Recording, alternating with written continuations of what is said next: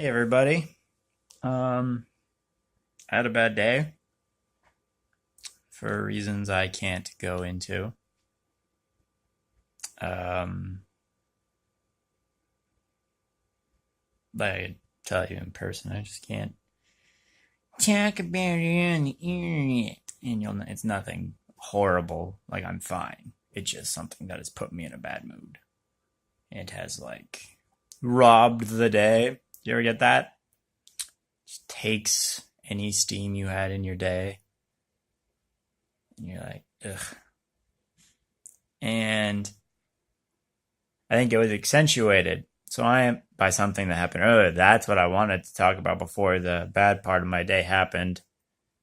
And I lost like any want to do anything at all. Like, yeah, I'm mad at Dole. Unjustly, but mad anyway. Cause I don't even remember the name right now. Jared Peterson, Jared. I'm listening to his audio book, 12 Rules to Live Your Life by. And what I didn't know about Jared Peterson or whatever his name is, and I saw a couple different things what he is, but basically I think he takes inspiration from the Bible to a point, or is Christian in some form of some manner, and I don't care about that. Do what you're gonna do. But the first chapter was head up, shoulders back, and he had a really good, like he put a super good point to it, and it's about being confident. And he used a huge analogy about lobsters, how a victorious lobster does that, and then a beaten one shrinks up. So if you shrink up, you're already giving out the thing you're defeat. He goes into how life has always been kind of survival of the fittest, which is true, and made a good analogy to the pecking order. I don't know, there's a lot of different ways to say it, but basically the people who are in charge. And the patriarchy is an example of one of these. But the thing is, the system's been in place way before the patriarchy.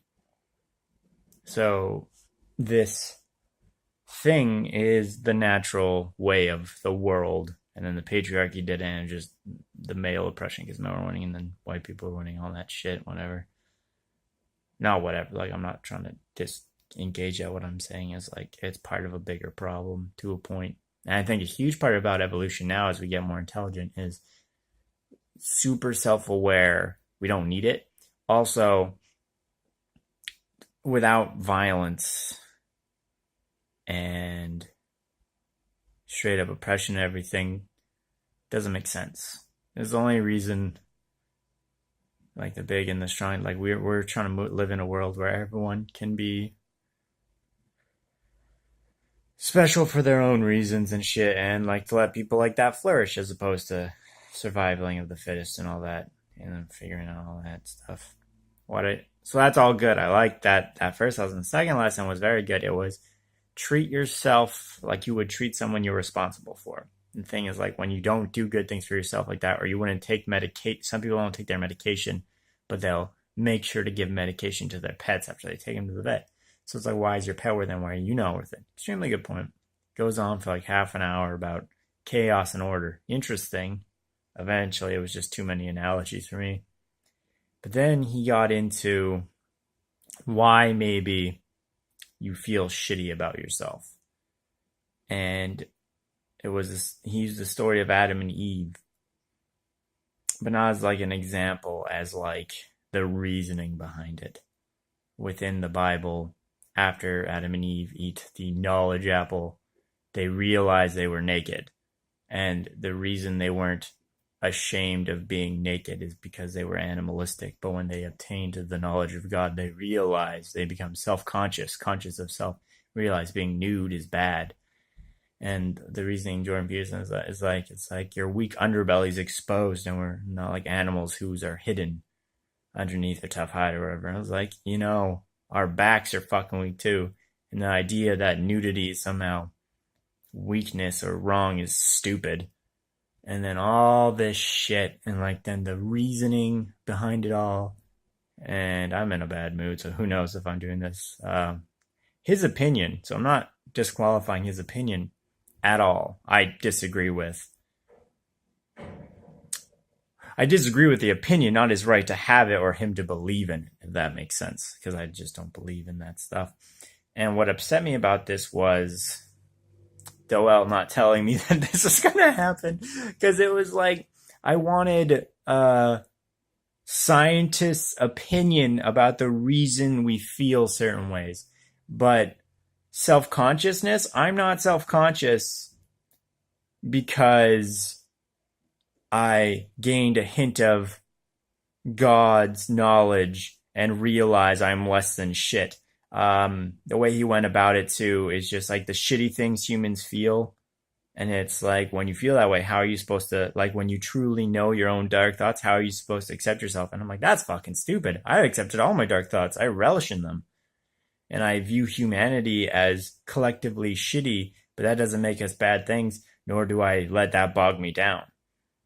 And the idea that he finally ended off with kinda was like, you have a spark of divinity, so it's your responsibility to take care of that and work towards heaven. And maybe this was a big metaphor, but it did not land with me. And like,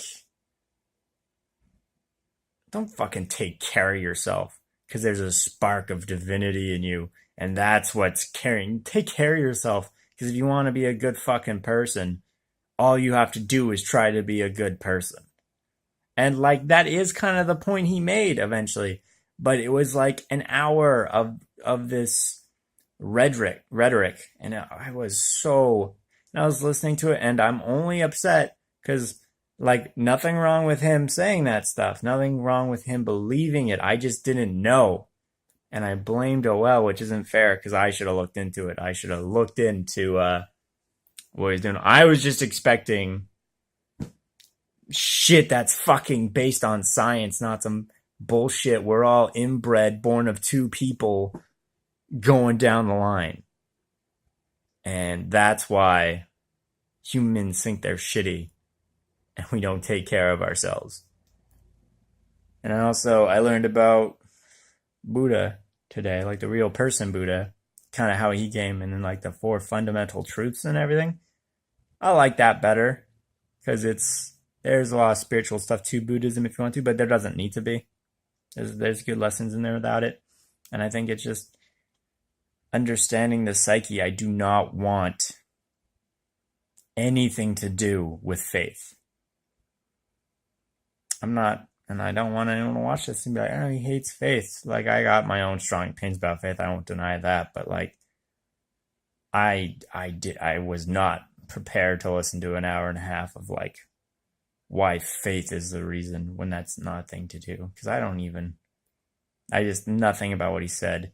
Because the things I found liberating are in direct juxtaposition of what he said. Loving my naked body was huge for me. Realizing it isn't shameful is what brings that there. And like celebrating that shit. And then like realizing that all humans have the same shitty thoughts proves that there is no right and wrong. We simply have created the right and wrong to progress. Murder is natural, but we've made it bad, which is good, because murder creates a lot of pain, fighting, anguish. Those things are all natural. But if we make them evil, if we make them bad, we can move past them as a society and as a group and as a community, which is good for the purposes of the community. But violent thoughts are natural, and if you understand, like, the worst thoughts you have been had by many, you can work to accepting that and getting past it and being better. So I just completely disagree, and I can't have a conversation because it's a fucking audiobook. Once again, his opinion, and I'm not calling it bad at all because it's well written and he's a smart fucking guy. Wasn't ready for it. I blame Dole. Also just having a bad day. Yeah, trigger warning, I guess. But yeah, thanks guys. Talk to you later.